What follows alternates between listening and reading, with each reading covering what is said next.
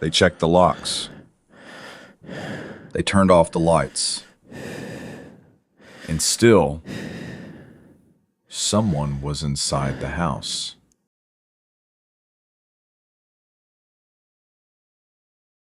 I was spending the weekend by myself at my cabin-like house near the edge of town. It wasn't completely cut off from everything. There were other homes nearby, but they were spread far enough apart that you could go days without running into anyone.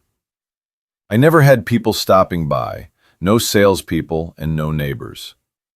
The homes in that area were the kind most drivers passed without a second thought. Unless you paid close attention, all you really noticed was a long stretch of trees. It was winter, just after a heavy snowfall, and the silence felt heavier than normal. Snow lay thick across the ground, and the woods behind my house seemed deeper and darker than usual. For the most part, I didn't mind the isolation. The house felt warm and inviting, with large windows, a stone fireplace, and that comfortable cabin atmosphere. That feeling was exactly why I chose to live there. The first night stayed normal until late. I spent the evening in the living room watching movies, drifting in and out of focus, until around midnight. Eventually, I shut off the TV and walked down the hall to my bedroom. The house had only one floor, and my room was at the very end of the hallway. Like the rest of the place, the bedroom had huge floor-to-ceiling windows, along with a sliding glass door that faced the woods. Given how private the property was, surrounded by trees with no close neighbors, it seemed reasonable. Still, it could feel unsettling at times. Catching my reflection in the glass at night would sometimes make my heart jump, as if someone were standing outside. But that night felt different. After turning off the lights and getting into bed, I heard a noise. A faint cracking sound came from outside. It didn't resemble an animal or the usual sounds of the forest. It was heavier, like the snap of a thick branch under someone's weight. A minute later, it happened again. I sat up and stared toward the large window. With the room lights off, the glass reflected almost nothing, making it easier to see outside. I watched for about 20 seconds before something shifted in the deep darkness between the tall pine trees. It wasn't a clear shape, just a sudden movement of shadow between two trunks. It was as if something leaned into view or leaned away. I couldn't be sure. After that, everything went still. I stayed there for several minutes, staring into the woods as my nerves slowly tightened. Eventually, I told myself I had imagined it, that my eyes were playing tricks on me in the dark. Even so, I didn't move for a long time. When I finally did, I got up and checked that the sliding door was locked, then returned to bed. Sleep didn't come easily after that. Every half-minute or so, I felt the urge to open my eyes and look toward the window again. Each time, there was nothing there. The next day felt wrong. Nothing specific happened, but there was a strange tension I couldn't put into words. A quiet sense of unease followed me around, like someone was just out of sight, watching.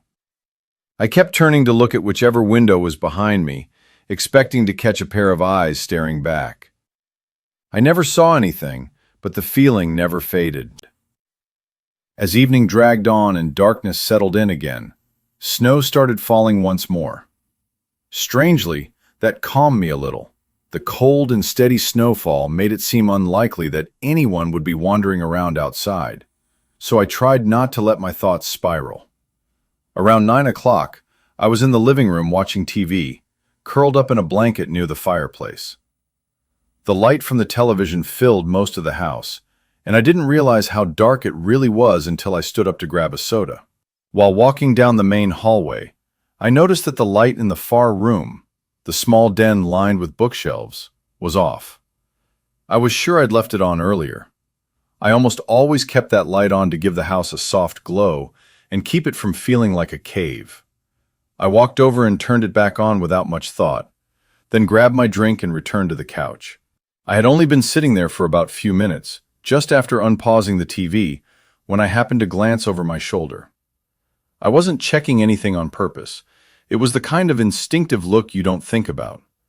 But the light was off again. My face went cold all at once. I stood and moved down the hallway until I could see the switch clearly. It was flipped down, set to off. I just stared at it. Someone was in that room. It felt like they were trying to draw me closer. I slowly stepped back. My phone was still charging on the nightstand in my bedroom, and my car keys were sitting near the front door. I knew I had to grab both and leave, right then.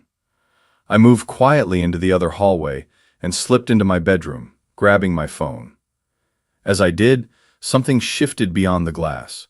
I looked up, and at first I only noticed faint footprints pressed into the snow outside the window. Then my eyes followed them to a tall shape. A man stood just a few feet from the glass. He was swallowed by darkness, but I knew he was staring straight at me. I ran down the hallway toward the front door, snatched my keys and heard footsteps, two distinct sets, moving on the opposite side of the house. I threw the door open and bolted to the driveway where my car was parked. As soon as I got inside, I saw the same figure rush around the corner of the house and sprint toward me. I started the engine and sped off toward the main road, catching one last glimpse of him standing where my car had been, watching me leave. It took about 40 minutes for the police to reach the property. What they found was devastating. Several windows had been smashed, and the inside of the house was torn apart. Doors and cabinets had been ripped from their hinges, furniture overturned, and deep marks gouged into the walls. I told the officers I had heard 2 people inside and seen 1 man outside. Still, with how badly the house was damaged, there was no clear way to tell how they'd gotten in so quietly while I was there all day. I stayed in a hotel for weeks afterward, fixing the damage and preparing the house to be sold. I couldn't shake the thought that 3 people had been watching me for who knows how long. If I hadn't gotten out when I did, I don't want to imagine what might have happened that night.